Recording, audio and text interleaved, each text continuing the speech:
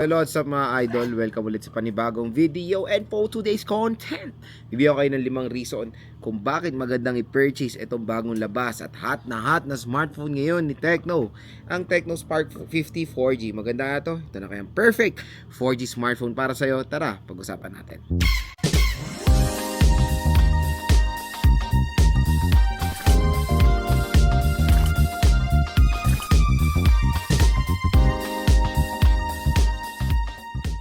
Mga idol, for today's content is pag-uusapan natin ang Tecno Spark 50 4G. So ito, yung bagong labas na smartphone ngayon ni Tecno at ang fresh sa market at sobrang benta. So magkano nga muna ba ang SRP nito si Tecno Spark 50 4G?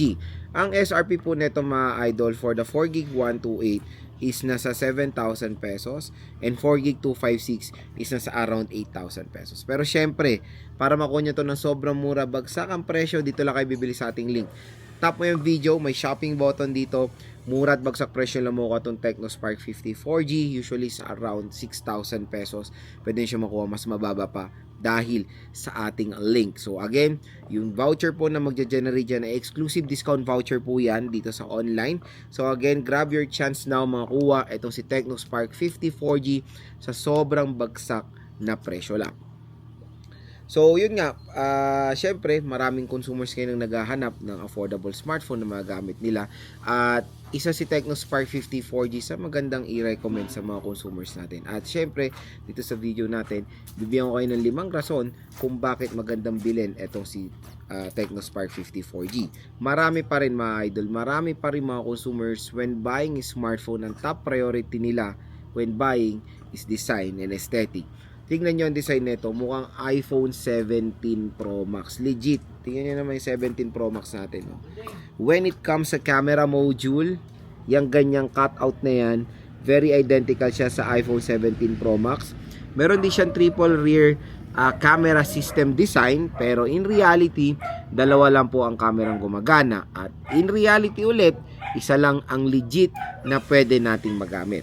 Kasi yung secondary camera niya, is very useless yan. I think it's part of their marketing get up. Ang ano lang dito sa Tecno Spark 50 4G yung color niya. So yung color nito, sabihin na natin para siyang combination ng base model ng 17 at Pro Max design ng 17. Kasi yung color violet na to nagre-resemblance sa base model ng iPhone 17 which is yung lavender. Marami rin naman mga iba't ibang colors ng Tecno Spark 50 4G. Meron tayong tinatawag na ayun nga, titanium gray at ink black. So ito yung kanila. I think may orange din to mga idol. Pero medyo mahirap kunin yung orange at itong pinili natin yung lavender. Ang maganda pa doon, yung kasamang jelly case right out of the box is color coded doon sa smartphone, di ba?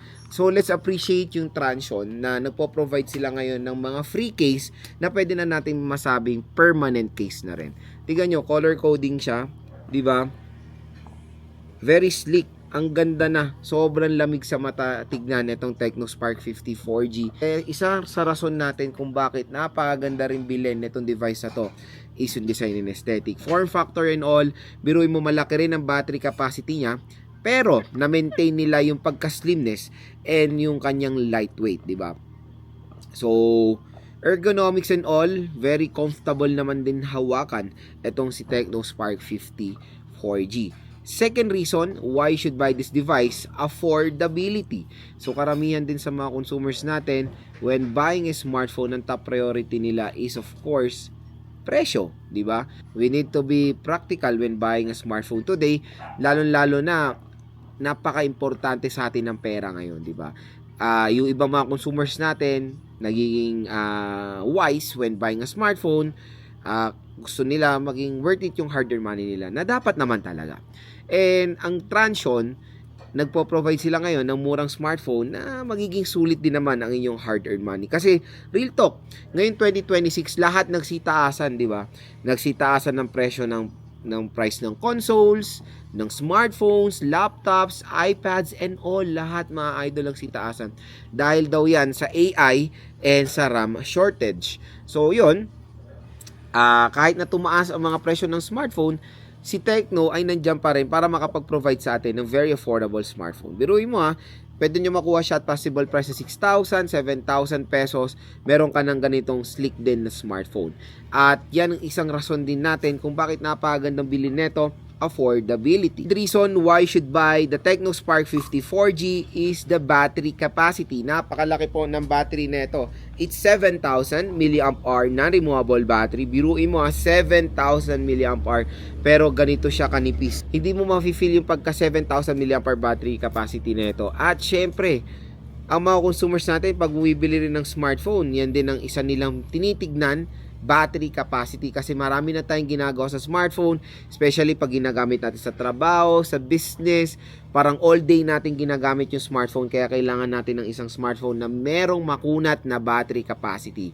So all day pwede nyo siyang magamit, gaming and all, pwede rin naman siya. Battery performance, superb na superb dito sa Tecno Spark 50 4G. Pinaka down part lang dito, yung kanyang charging rate. It's 18 watt charging rate. Watt is fast charging, pero it's not enough when it comes dito sa pagtinerno mo sa 7,000 mAh battery capacity ng Tecno Spark 50 4G. So usually mga ganyan mga idol, mga 2 hours 30 minutes bago ma-full charge. Sabihin na natin up to 3 hours bago ma-full charge etong si Tecno Spark 50 4G sa kanyang tinerno na 18 watt fast charging rate. Approximate lang naman yun mga idol.